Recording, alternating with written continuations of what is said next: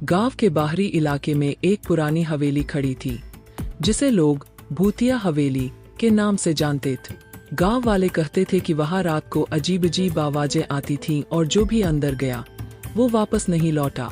लेकिन एक रात एक युवक अर्जुन ने हिम्मत की और अपने दोस्तों के साथ उस हवेली की ओर बढ़ा। हवेली का दरवाजा खड़खड़ाते हुए खुला। अंदर घुसते ही सन्नाटे ने उन्हें घेरे में ले लिया। दीवारों पर धूल और मकड़ी के जाले थे।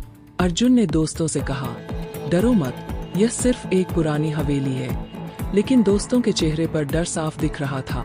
जैसे ही वे अंदर बढ़े, अचानक दरवाजा अपने आप बंद हो गए। सभी ने एक दूसरे को देखा और डर से सिहर उठे। यहाँ कोई है? अर्जुन ने आवाज दी। तभी उन्हें एक धुंधली आकृति दिखाई दी। वह एक महिला थी, जिसके चेहरे पर एक दर्द भरी मुस्कान थी। उसकी आंखें अंधेरे में चमक रही थी। तुम यहाँ क्यों आए हो? महिला ने पूछा। अर्जुन ने कहा, हम बस हवेली देखना चाहते थे। महिला ने कहा, यहाँ कुछ देखने के लिए नहीं है, तुम्हें यहाँ से जाना चाहिए। लेकिन अर्जुन की जिज्ञासा ने उसे रोक दिया। क्या हुआ यहाँ? उसने पूछा। महिला ने कहा, मैंने अपने बच्चों को यहाँ खो दिया, अब मैं उनकी आत्माएं खोज रही हूँ। फिर अचानक हवेली में अजीब घटनाएं शुरू हो गई। दीवारों पर खून के धब्बे दिखने लगे और चारों ओर सन्नाटा छा गए। अर्जुन और उसके दोस्तों ने एक दूसरे को देखा और महसूस किया कि कुछ गलत हो रहा है। तभी एक दोस्त विकास ने चिल्लाया, मुझे कुछ दिख रहा है।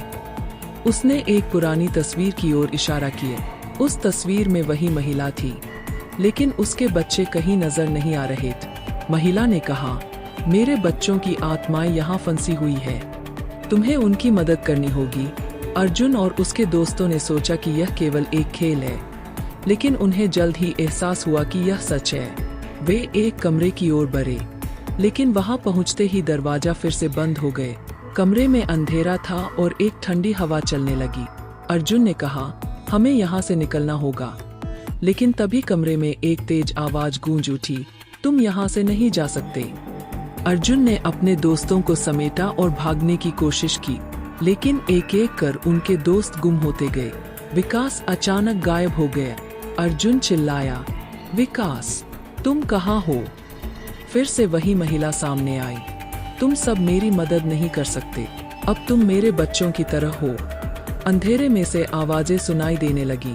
अर्जुन का दिल तेजी से धड़कने लगा। उसने अपने दोस्तों को खोजने की कोशिश की, लेकिन हवेली ने उसे और भी अंदर खींच लिया। अर्जुन ने देखा कि चारों ओर धुंधली आकृतियां घेर रही थी। उसने कहा, मैं यहाँ से जा रहा हूँ। लेकिन जैसे ही वह दरवाजे तक पहुँचा, वह बंद हो गए।